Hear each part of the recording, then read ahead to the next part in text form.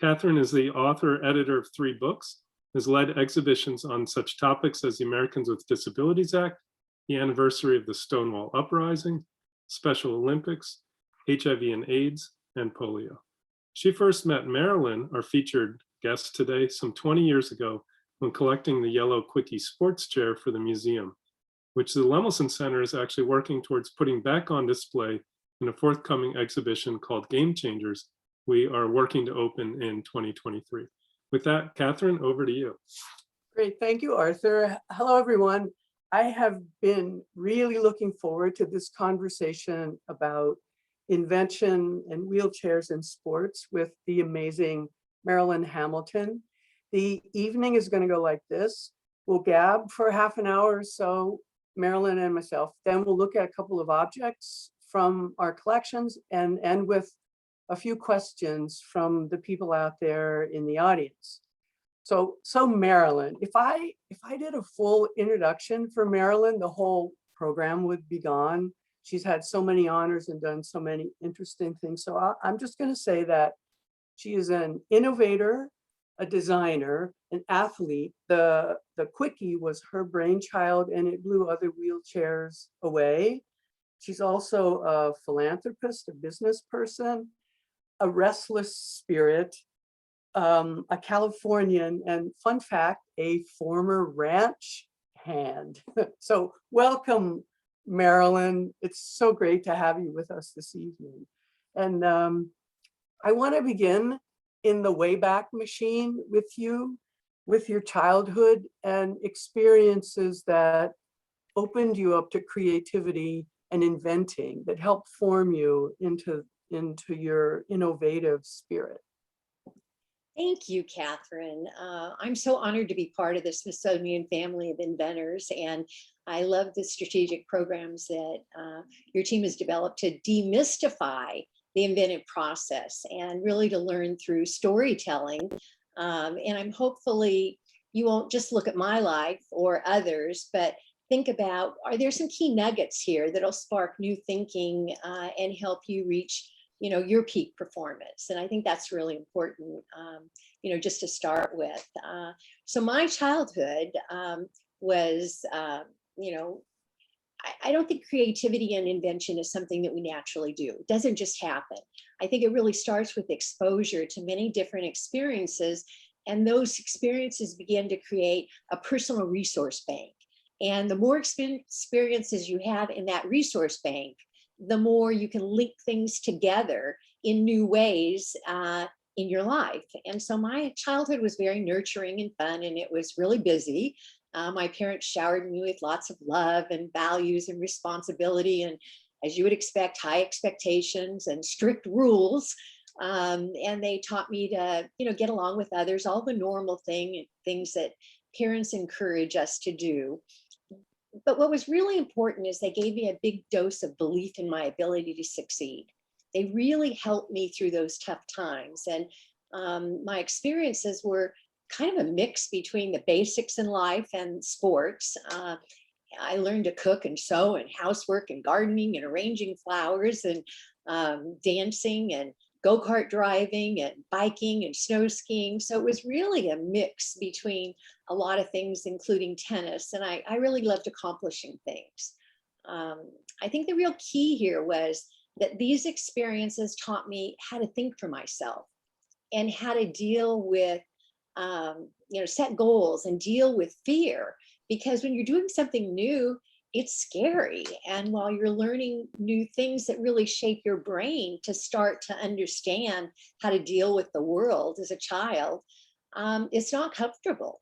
And I think what I got was it was okay to be uncomfortable. And the more that I was uncomfortable, the more I could practice it and be okay with it. And my toolbox just got bigger. Sounds like there's a lot of luck and happenstance involved in just what family you're born into. I'm wondering, was there an opportunity in particular in your life that especially influenced you, something you were able to do? I think the biggest eye-opener to me was that really changed my life was travel. and traveling internationally, because you're looking at different cultures and seeing things different that really challenges your view of the world. After university, my husband and I ventured off to Australia to live and to teach high school for 2 years. And that was my first experience exploring the world. And so off we went, and we had no worldly possessions, no friends waiting for us there. And we just had each other. So it was both daunting and exciting. And it was a whirlwind. You know, we had to set up a home, we had to get a car, we had to find new friends and explore this exotic place that we called home. And I think, you know, that really helped to start build self-confidence in me, because there was no one else around. It wasn't like you'd lean back on your family. It was just us, and we were sort of new at it. But what was really interesting, and that was a great experience, but what was really interesting was after we finished our 2-year teaching contract, we spent about 4 months traveling around the world.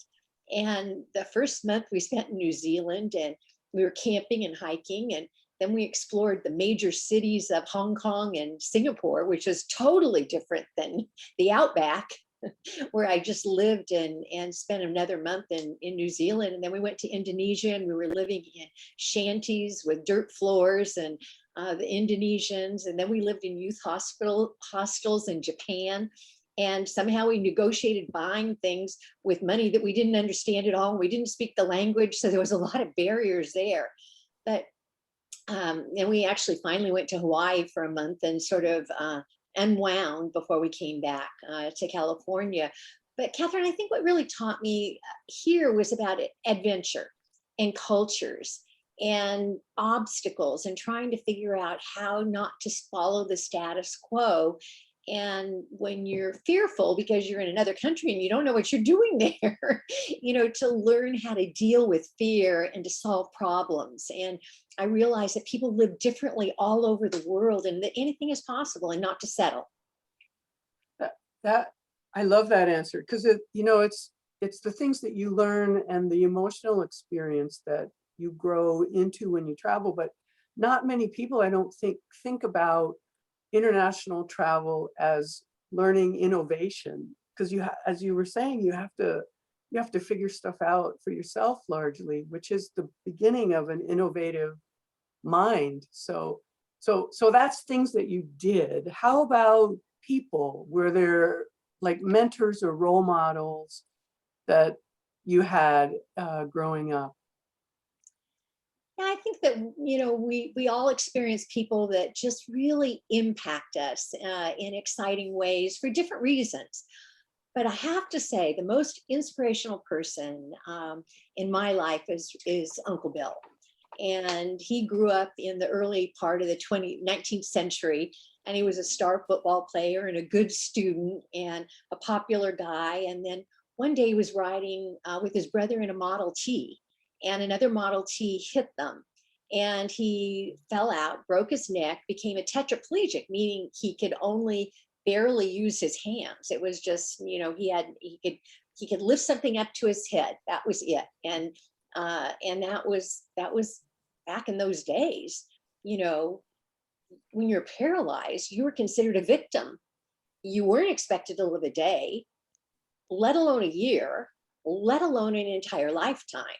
But Uncle Bill was an extraordinary man. He did not, he didn't act like a victim. He went on to UCLA.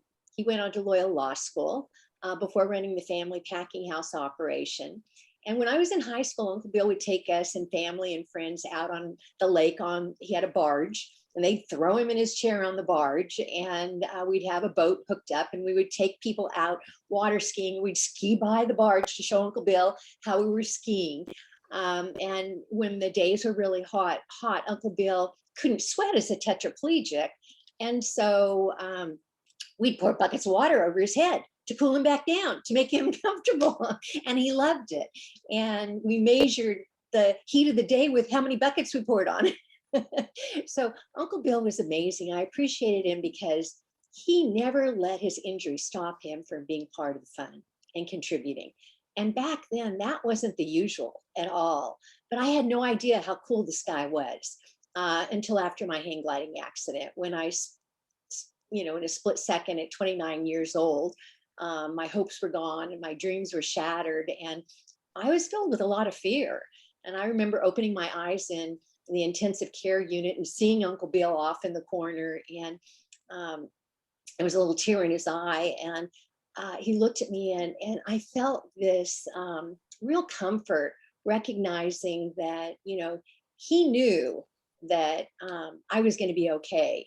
And he really helped me to get through that whole thing of being okay. Even though I had a lot more function than he had, you still just look at your own life and say, wow, from traveling the world and now I'm in a chair and what do I do? So I learned a lot from Uncle Bill, not only from his words, but his actions. And actually was a fruit broker with him. I had stopped teaching at the time and worked with him as a fruit broker. And it was really, I'm very grateful that I could observe his ways. And he really encouraged me during good times and bad times. I don't think you can ever exaggerate how important familiarity with some event or some kind of person is to cut fear and to make you comfortable. It's such a great teacher, just being exposed and knowing people. Yay for Uncle Bill. Yay for Uncle Bill. Amen. Yeah.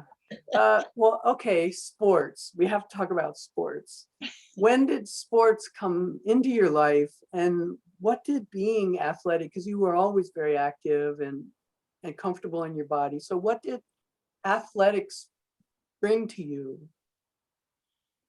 Well, I think that, and I was always adventurous and loved being out in nature and doing things. Sports, I think in the beginning taught me about staying fit when you want to be, really fit when you're young, and having fun and being with friends and learning how to improve my skills. But later, sports sort of taught me all about healthy habits and honing personal peak performance skills. And I think that what's interesting here is that I learned so much from sports that translated right to business. And I learned a lot of self-discipline, staying motivated and working towards a greater goal and a greater reward is something that you get immediate feedback. But in business, you don't. In business, it's a long game, and you don't always learn quickly. You learn quickly, but you don't get that feedback quickly. And so I think that was a big thing. And also sports really taught me about winning and losing or failure. And what I recognized here, that losing was not the end game, but it was really part of the learning experience. And I learned that losing is just a setback and then you go forward. And so I definitely learned more in my life from my mistakes, especially landing in a wheelchair, than I really learned from my successes. Another big one was teamwork, collaboration, that no one ever gets anywhere on their own. And I always really looked at hiring people that were smarter than me, or getting people, coaches that were smarter than me, that I could really learn from. And then there's that whole thing of endurance, both mental endurance as well as physical endurance. And I think tennis taught me that was, quick reactions, explosive power, stamina, and training really helped me to look at endurance. And there's so much planning that goes on in business and in sports to meet your goals, to set your goals. And there's all the healthy habits of doing diet and sleep and hydration and, warm down, cool up, cross training, all that stuff. But I think the most important thing that I learned was in sports or in business, when everyone is at the top of the game, when they're up at the top, the very best, the most important tool is mental self-control. And that was really, and I sort of learned that in extreme sports. And whether it's hang gliding or rock climbing or, big time surfing, it's really an intense focus and concentration that you have to have. And there's severe consequences if you don't. And so you really, need to learn to overcome that fear again. Another fear thing that, I find myself putting myself in fearful situations and then trying to figure out how to, calm that down. But I think that competition in business has a high degree of mental self-control. And keeping a clear mind is really important. And I learned that after my accident. And I really worked hard on that point in my life because of it. Well, you kind of, my next question was going to be about what kinds of qualities or characteristics do you need as an inventor to, especially if you transition to business. You already answered that. So let's do the business story of Quickie, because you set us up really well with all the things you learned that made you ready for that moment. The preparation you didn't even know was preparation for this moment. So of how to teach, how you learn to think outside the box or see what needed to be done and how to do it. So tell us how that happened with the Quickie story. Well, Quickie started with obviously, a need. And first of all, I don't think there's any straight line in business, because Quickie didn't start as a business. It was really, I had a need. And, I think that you just have to be flexible and really, figure out through curiosity and through passion and through motivation and grit and, open-mindedness, how to figure it out. And, generally, I think ideas before their time. I mean, think back about Disney. We thought Disney was crazy, and now it's, mainstream. I think ideas that are crazy, are really something that's needs to happen, and it hasn't happened yet. And that's what I experienced. Everyone said, you can't have a better wheelchair. And I just kept looking at him and saying, no, I will have a better wheelchair. I just knew it in my heart. I knew it in my mind. I knew that, that there had to be something better. And it's easy to get obsessed whenever it takes, you're looking for a solution. And when you really want something, you'll stretch, you'll create lofty goals, and like Quickie, you'll get out there and take risks and collaborate with others, and really, embrace all the obstacles that come along the way, because there's so many obstacles, and they just kind of come at you, and that's where there's no straight road. So gathering information from people and books and experiences really helped. And so that was the first thing. I think the second thing that's equally important, and what's more important on a four-legged stool, this is a five-legged stool, but they're all important, but it's really surrounding yourself with great people that have complementary skills. And I stalked two hang gliding buddies, Jim Okamoto and Don Hellman, begging them to make me a better wheelchair. And they were just starting to make hang gliders, and my goal was to inspire them to make a wheelchair for me that was lightweight, that was high performance, that was totally adjustable, that looked great, that gave me freedom of movement so that I could have a better quality of life. Now, just visualize an airport chair or a hospital chair. That's what I was in. This is 40 some years ago, and it was bad. And here I've been flying and soaring with the birds in my hang gliders that had more fun in technology than my legs. And so you can understand why I was stalking these two guys, Jim and Don. We started in a garage. Well, they made me a chair, and then I started skiing and playing tennis and showing it to others, because you've got to test it. You've got to figure out, is this really going to work? And so we started in a garage, and then we started expanding our team of rebels. And that's what we were, was a team of rebels that were passionate about being the best and thinking outside the box and not trying to outdo each other, but instead surprise each other. And that's a big deal in business, is, you want to grow yourself, but when you look at how you can surprise each other and really be innovative, that's how it builds mystique and magic and excitement, because you're really cheering for each other. And so we were a band of rebels, and we were changing the world, and it was pretty exciting back then. And so we had a meaningful, mission, which really helps also to inspire others to come in and take on the rallying cry, which is essential in launching, anything in business to succeed. So whether in business or anything else, you've got to dream big, and you've got to surround yourself with great people. So those are the first two. You want me to keep going? There are some more questions then, if you don't mind. No, I don't mind. it's wonderful to hear how you describe being both a guinea pig and the guinea pig in charge, because and how you all fed off of each other in a collaboration, and the need for that. So, and I know that you're still tinkering and imagining things. So what are you playing with right now? You know, I've been really fascinated with neurotechnology and how it changes lives. And I only wish I had access to smart neurotechnology tools when I was first injured. Probably wouldn't have been an athlete. We would have been working on my recovery instead. And so my mission today is to move this technology forward. And instead of putting people in cool wheelchairs, my goal is to get them out of wheelchairs and really to function in life more clearly. And we know so much more than we did before about the brain.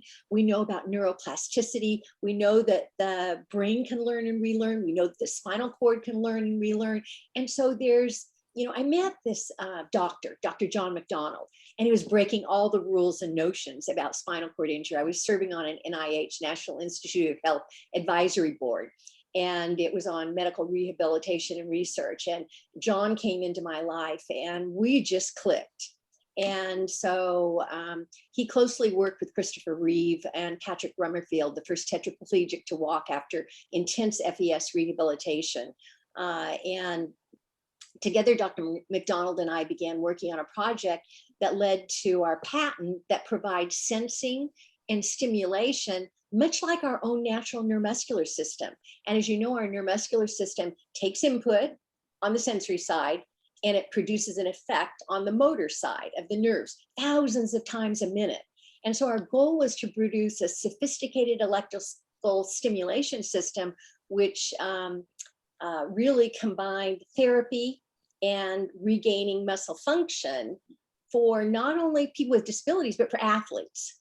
So we came up with hardware, and we were working on software with Adidas and some other companies. We pulled in a larger team to actually, the novelty here was putting wearable electronic thread arrays in clothing. So almost like an exoskeleton, but you wear it under your clothes, and it stimulates, it senses your body and what you need, and then it allows you to build those muscles. But it was way too far ahead of its time. And so, you know, I think an important and realistic part of the inventive process is knowing when to table a project. And we tabled that project because computing power was just too expensive. But along that process, I made another connection to the most fascinating person, Hans Cecil.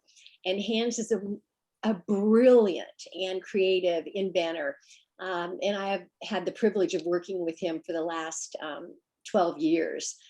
He invented 35 years ago a company called Novatech and Stratech in Germany, and they developed high performance technology to holistically address the whole muscle bone unit. And that's so much a part of function. And he started with a portable CT scan. So can I take you back? I'm apologize for interrupting the thing about Hans, but I want to take you back to you. Okay. Because you work on these really complex issues. What do you do to unstick your thinking when you're working on a problem like this? You know, you hit walls with the neurotechnology, you're probably hitting walls now. What do you do to unstick your thinking? You know, I think that the best way to unstick thinking is to step away, to relax and let go.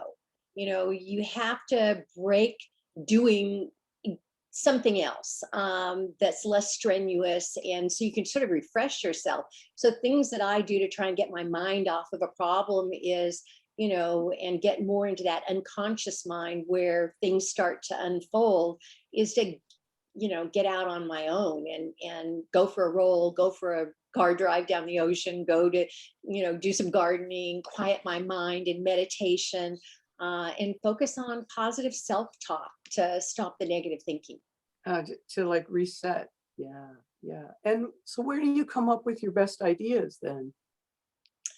You know, I think I get my best ideas in the morning, you know, when I'm sort of waking up and trying to, you know, just getting ready.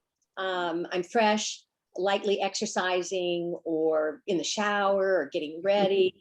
And it's when your mind is quiet, you're better able to link things together in new ways. So I only have like maybe 1.5 questions left because we're getting close to the next phase. But if everything was possible, everything was on the table, and you could come up with something, what would you invent for the future, or in the future, or now for the future? That's a hard one, Catherine. Everything's on the table, so I'm going to go wild. You love hard things, so go with it. I think a happy room. I think, something, and I don't think this is that far off, because I think we are going to start doing it with astronauts, where you can detect what's going on in your health. And then you could be in this, happy room that you could start to, help the person to change whatever is going on their life, and do it early on. And, without our health, it's hard to be productive and to do anything in life. So I think that, somehow figuring out how to, really be in a happy place and keep people healthy is what I'd like to work on. Yeah, well, yeah, and you're in California. There's an IT lab at Stanford that is actually working on how to monitor a whole range of health things. So you're already thinking ahead of them. So as always. So my last question is, and this is another hard one, and I know you don't mind hard ones. What would you like your legacy to be? I think that just recognizing that I didn't settle, that I didn't follow the status quo, and that I was a change agent. Yeah, well, you've already established all of those things. So wonderful. So since we are the Smithsonian and we have copious amounts of objects, including wheelchairs, and your wonderful, you gave us 2 chairs, the yellow and Quickie, and then I think it's like a bluish one. I haven't seen it in a while because we're teleworking, but and it used to be yours, I should say, but it now belongs to the American people, formerly yours. So my colleague, the sports curator in the Division of Culture and Community Life, Jane Rogers, has brought out a couple of examples to share with us. So go, Jane. Thank you, Catherine. So we have some adaptive sports equipment in the museum. For wheelchair sports, we have something from Ray Werner, who was quite a wheelchair basketball pioneer. He was injured in the Battle of Guadalcanal in World War II. And World War II was the first really experiment in using sports as a means of physical therapy. So the government had programs where they worked with injured soldiers and provided sports. So Ray Werner was a great fit. He was an athlete in high school, and wheelchair basketball was one of the first sports that they used for that. So he used that in California when he was in his rehabilitation hospital. And then when he went home to New Jersey, he joined the Jersey Wheelers, which was a wheelchair basketball team. And they actually won the championship, the national championship, in 1954. That's wonderful. Stay with us, Jane, and Marilyn, come back. So what do you think about this, Marilyn? Anything that strikes you? I mean, the chairs are pretty frightening to look at when you think about playing sports in them, but any observations? I think that the athletes really challenged beliefs in sports, and it was the veterans really that were the ones that were the pioneers here, and they were hacking up those after they tried to play sports like I did. They were hacking those wheelchairs way before me in the 40s, to the 60s range. And I think they were pretty instrumental because they actually, challenged the medical model, because the medical model did not want to allow you to have sports. They wanted to teach you ADLs, activities of daily living, and those things. But sports was way out of, medical doesn't move quick, and it was way out of the realm of understanding. So these guys are really pioneers, and the veterans were right there doing it. Yeah, amazing. So we're not done yet. Alison Oswald from the museum's Archive Center has Wait, found. we got one more, Oh, we Catherine. got more. Oh, okay. I thought that was it. Sorry. That's Go back to okay. you. That's okay. Go back to So you. this wheelchair is one of the more modern chairs. We got this a couple years ago from Aaron Wheels Fotheringham. He is the founder of WCMX, and that is kind of a combination of wheelchair and BMX. And he was born with spina bifida, so he's been paralyzed for quite some time. And he uses this chair to perform these big air tricks. So if you can see in the picture with the sky and the stadium, there's a little teeny weeny speck in the middle of that cloud. That's Aaron in this wheelchair coming down off a big ramp and doing a couple flips, and then he lands in another ramp on the other side of the stadium. It's pretty awesome. Yeah, very awesome. Marilyn, have you tried that one?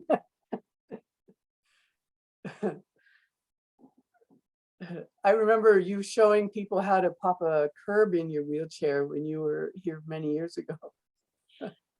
Yeah, I love it. Absolutely love it. These kids are the ones that are the next generation and the future, and that are really making a huge difference, breaking all barriers and getting out there and doing things. And we just hope they don't hurt themselves. But, you know, I'm sure he'll be doing something incredible if he does. But I love seeing it. I love seeing that they have built technology to make it strong enough that he can actually do these things. But his spirit is, and his mindfulness is incredible. Yeah. So now we have some more for you to look at. Alison Oswald from the Archive Center, she's found some interesting things to share. So I'm gonna go away again, and Alison, take it away. Hey, thanks, Catherine. Great, thanks. The collection that I'm going to highlight today is the Division of Medicine and Science Disability Reference Collection at the Archive Center, which is a really large collection. It's about 85 boxes, and it spans the years from 1853 to 2015. And those materials in the collection that are from 1853 are really copies of very early wheelchair patents that we have. There are a variety of subjects in this collection. It is very well used that relate to disability and the rights of the disabled. And some of the subjects covered are polio, blindness, hearing, wheelchairs, and universal design. Can you go back, Emma, one slide? Because the bumper sticker that's here, I just want to point out, is just a really great example of the kinds of materials that are in the collection. And it's really known as ephemera.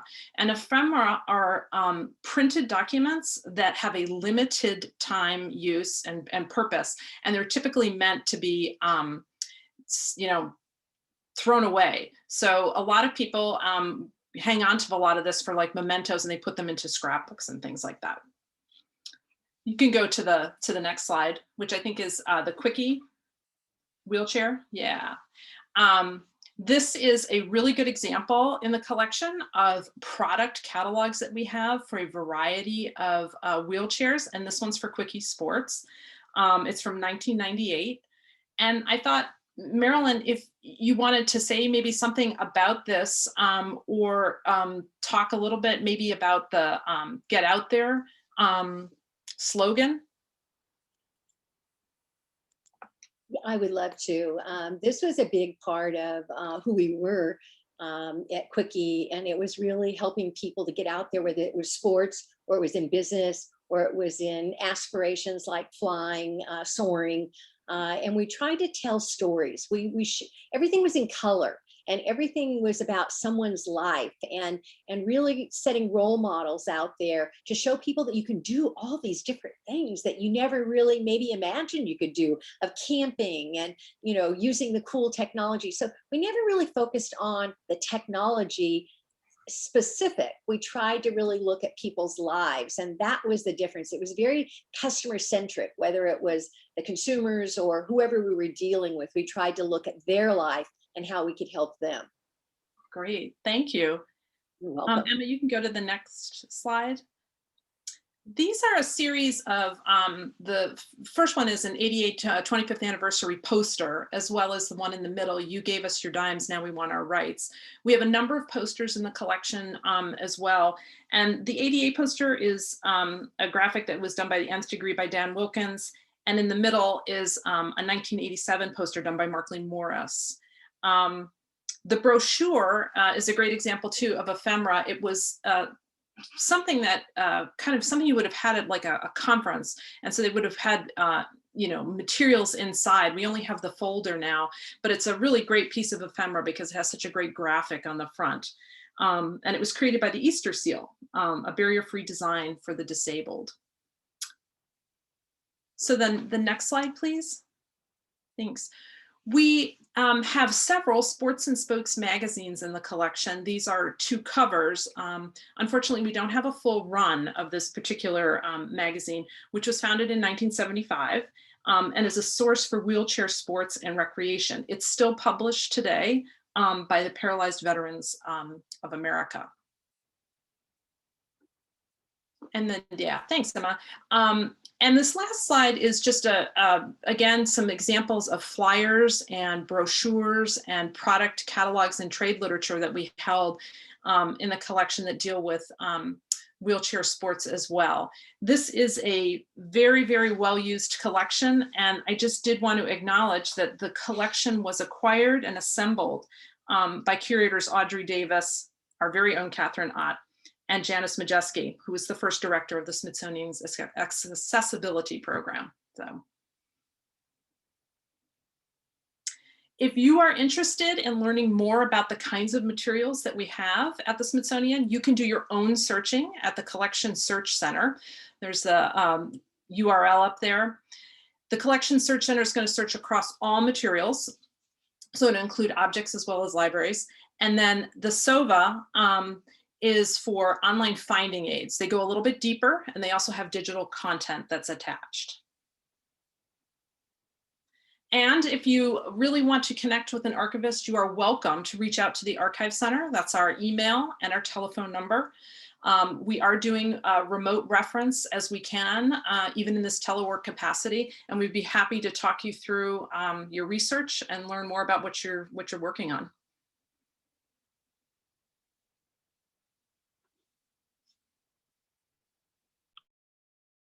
So could we, Emma, could you go quickly back to that slide I saw with the wheelchair from the cover of Sport and Spokes with Marilyn on it? I want to get her impression. I just saw it quickly go by right before Allison started. And it's an image of the chair, there it is, of the one we have in our collection, and that's Marilyn with that great hair. 40 years ago, what can I say, Katherine? So what do you, and like some of the features of this chair that you're looking at, so people can understand what you actually, the amazing thing you did innovatively.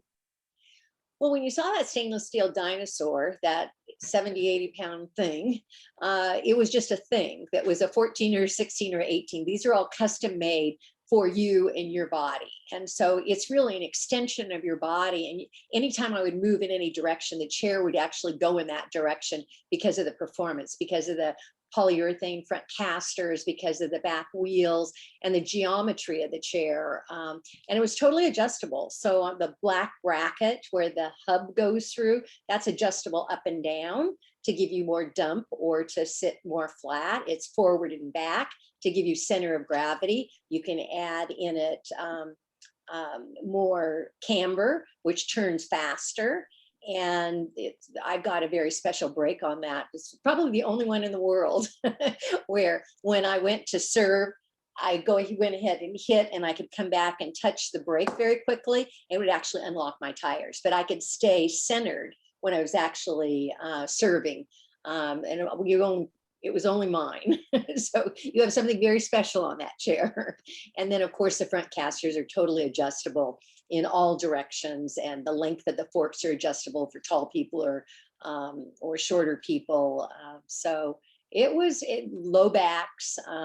There's just a lot of creature features underneath the seat. There was a little pouch that you could put your keys in, and things that you don't automatically see. But the total adjustability and the customization to the person, the lightweight, the high performance, all of those things came together. And it was very exciting back then to go from that dinosaur to something like this. And you couldn't get out of it. It was a sports chair, but none of us wanted out of this sports chair. We just took the camber out so that we could get through doorways when we weren't playing sports, and we used them every day. But the healthcare profession didn't understand that in the beginning. That was a big, change that we had to, go through. They wanted to know where the, wheel locks, where the, all kinds of things were, front caster locks, all kinds of things that, you don't really use. But I think the real key was it was always adjustable, but we had bolt-on accessories. You put them on or you get rid of them. And so when you go through different stages of your recovery process, you may need more things on the chair. That was part of the magic, what Quickie brought to the table, and then get rid of them afterwards, and you still have that chair. Oh, amazing. Jane, do you have any comments while you come back on camera? I just want to observe how interesting this convergence of, you were in California, which is hang gliding heaven, and had you not been hang gliding, had you not had an accident, had you not had friends who knew how to do hang gliding and weld and things, there would be so many people who would not have this lightweight Quickie. Maybe it would have taken 20 more years to do it, but there's this convergence of place and person and fate, serendipity. You're right on, Katherine. It was that moment in time that it was right. And it's not always right. And it just all came together, all the right people, all the right, desire, motivation. I mean, we really pioneered sports. Sports had been there, but it was the athletes that were hacking up those awful stainless steel dinosaur wheelchairs. And then, there were other garage operations that came in to the mix. But Quickie was built to last because of quality in everything, CNC parts, low tolerances. Every time, 10 years from, if you had a folding Quickie wheelchair and it was, you needed a new front end, it always fit because it was such a high quality. And I think that's the real difference of what Quickie brought to the whole marketplace was, all those things are important, but that was one big one that it really continued on. Yeah. Well, I think we can do some Q&A with people who are out there or have burning. This is Arthur's chance for his burning questions that I know he has a lot of if he hasn't, but because there's so much more to talk about with not only what you've done in the past, but what you think about in the future and all the other work you're doing. And I did mention the ranch thing, which we probably should follow up a little bit so people aren't left hanging. Can you tell about living on a ranch for a while? Yeah, when we came back from Australia, my husband's parents were in the growing, packing, and shipping business, and so I, instead of going back to teaching, I was teaching at the time. We lived on one of the farms, and just really, had a lovely time, working with Uncle Bill, and it was a transition for me after my accident out of teaching to doing something different, trying something new, and then it was a spawn right into Quickie. Yeah. So Arthur has a question. Is there a single ideal wheelchair, or does it vary a lot by use, sports versus getting around town? And is this an area of rapid innovation? Does change come slowly? I haven't seen, thank you, Arthur. I haven't seen a lot of dramatic innovation in wheelchairs, but I see a lot of incremental improvements. And I think that that's where it is right now. I don't know what the next real innovation is, because I've sort of been out of the mobility industry for about 15 years and focusing on neuromuscular, technology. And so I think that, it will continue to evolve as technology continues to evolve. And I'm not sure what else to say. Well, kind of along those same lines is another question is about inventing chairs adaptable for different terrains, which, because you travel over all kinds of surfaces. So what are some of the innovations or things to think about with that? There is quite a few little innovative things that are add-ons to wheelchairs, like a power assist. So you can just hook a little power assist on the back of a manual chair, and instead of transitioning to a power wheelchair where you're going to have to, figure out how to get it in a vehicle and, upstairs, that may be very difficult when you get in that situation, you can just, put this little power assist on, get around, and then take it off, and it's a manual chair again, and you're in total, control over it. So I think that's really important. I think, going to the beach and having technology that allows you to get around on the beach, or there's a lot of technology in power wheelchairs that get you standing up, not standing up straight, but up higher so you're eye level with someone, which I think is really important. It gets really old when you're in a room in a conference and you're always looking it up at everyone all the whole time you're there in large crowds. And so I think it's really good to be able to get up to eye level and talk to people so they aren't having to bend down to talk to you also, which isn't so easy on the knees. So I think that, the outdoors, four-wheel drive wheelchairs where you can get out and get through the woods really easily, I think is really important. So there's a lot of little things, bicycles, the attachment either onto a wheelchair where you could turn it into a bike, either synchronous or asynchronous, or just bikes where you can get out and just be active with family and friends are really important. Have you used a beach chair, one of those big roll down to the water beach chairs over the summer? I haven't used them, but I thought about it when I was in Hawaii. It just didn't work out for us. And they had them there that you could go and you could actually use and jump in it and then roll right on the sand and get in the water just really comfortably instead of having your wheelchair filled with sand.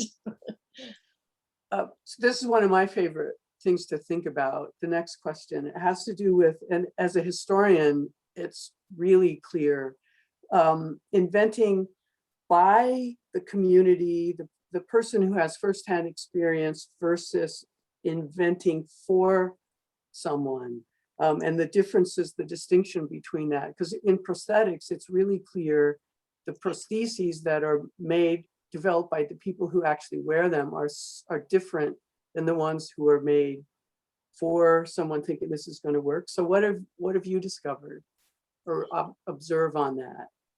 Yeah, absolutely. I don't think any of us, there's a saying, nothing about us without us. And I think that sums it up really quickly to mean, really, when it's our life experience, we have a lot of needs.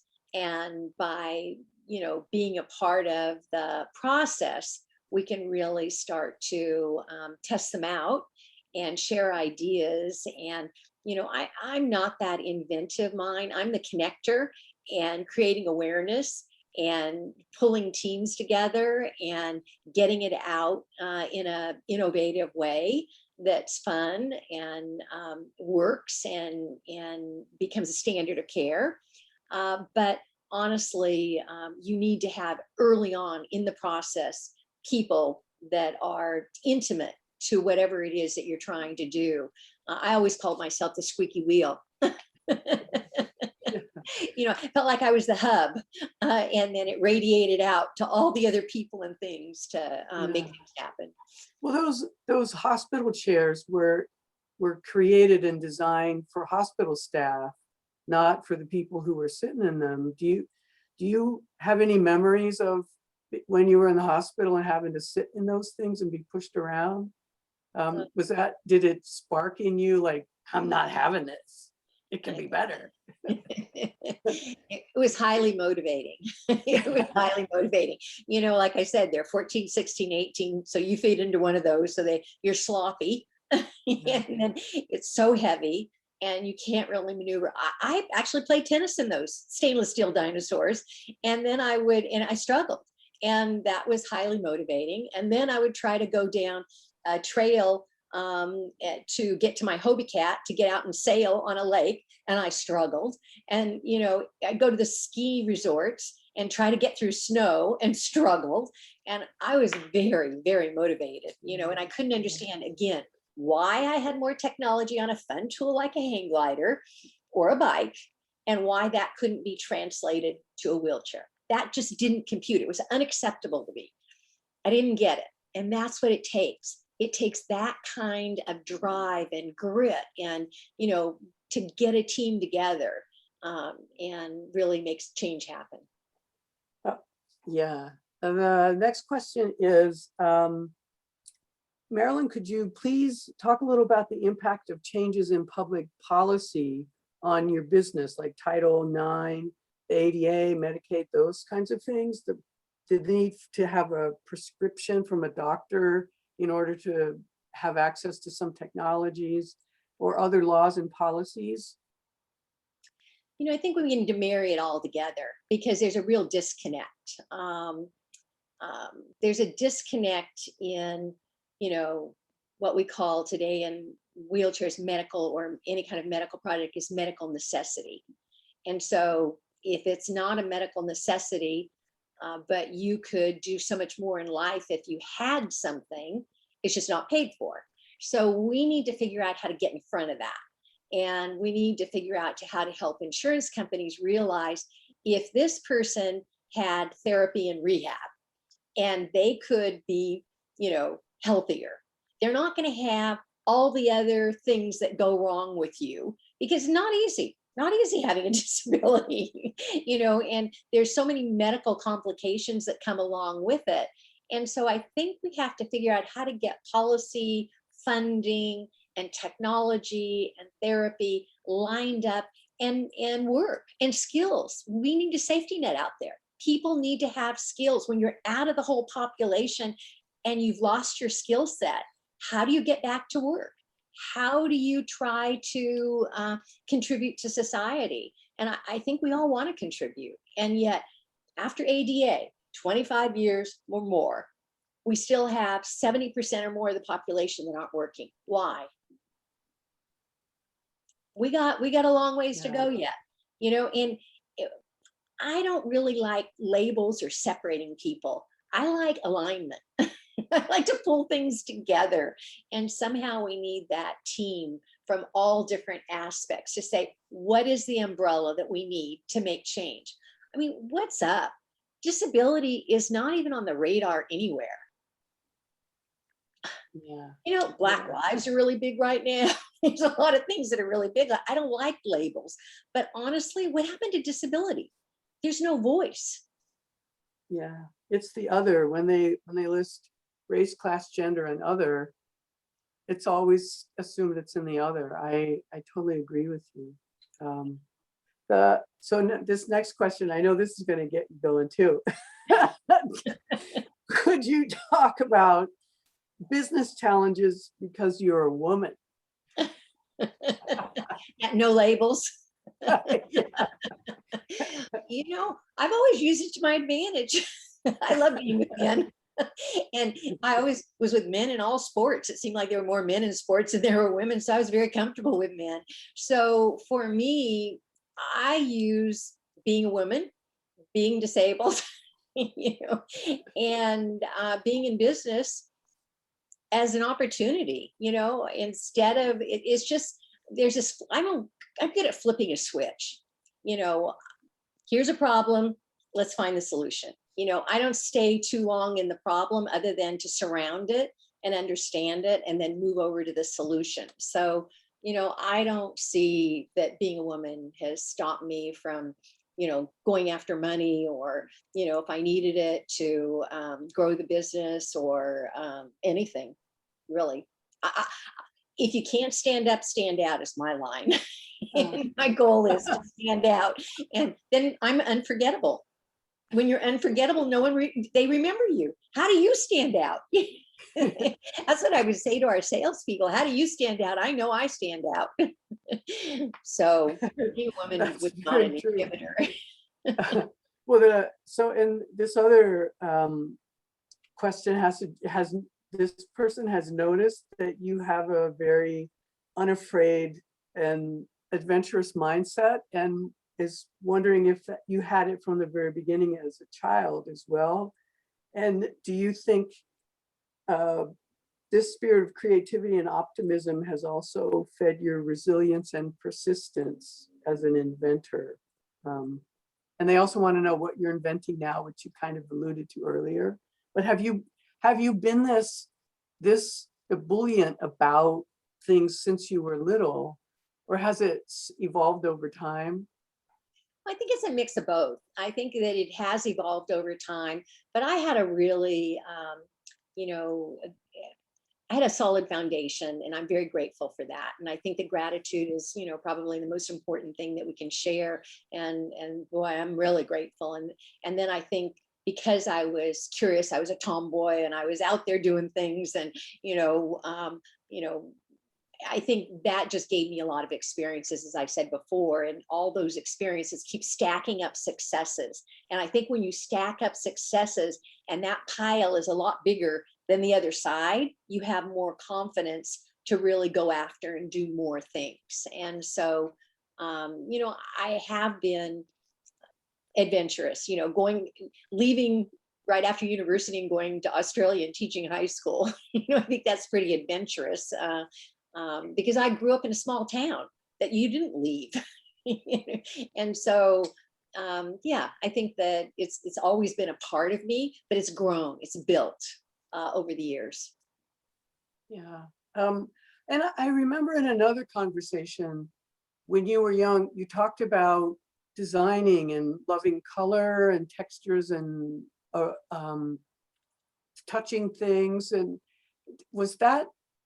how did that play in to your, I'm sure it played into making a yellow Quickie. You took art classes too, didn't you, in college or high school? Yeah, I was an art minor, education and art minor. And so I love design and in all areas. I mean, I love the outdoors. I love just seeing design in the world. I think how it played into my life, not necessarily, well, it plays in all areas of color but I think where it really played was building a home that was purely modern and totally accessible, and you would never imagine it, but it had, as you said earlier, I was designing it for me, but I wanted universal access. In fact, the person who bought the home after we moved to the coast actually wasn't a person in a wheelchair. It was very accessible, very normal. And so I love just putting things together and design and artistic and thinking beyond just practical and really making things, a little bit extraordinary. Yeah. I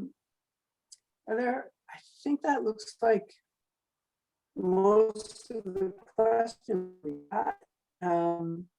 Looking on this is where I say thank you to you, Marilyn. You are incredible. I am so grateful for your friendship and having met you. And thanks, Jane, for bringing out stuff, and Allison for bringing out stuff. Thank you to the fabulous Lemelson Center people behind the scenes for making this evening's Innovative Lives possible. I invite everyone to come back for the May 12th panel. It's on adaptive sports, same time, right here on May 12th. And in the meantime, everyone, please stay safe and stay well. And until I see you again, Marilyn, I'm waiting for for a cup of coffee or our wine in another conversation. Thank you so much. I look forward to that, Catherine. And thank you so much for including me in this and having an opportunity to share some of my experiences. And I hope that, you know, for all the listeners, there's some nuggets out there that will help you to be your extraordinary selves that are in the making. And I can't wait to see, you know, where we all go with it. Yeah. Thank you. You can have the last word. So yeah. Thank you. Good night, everyone. Good night.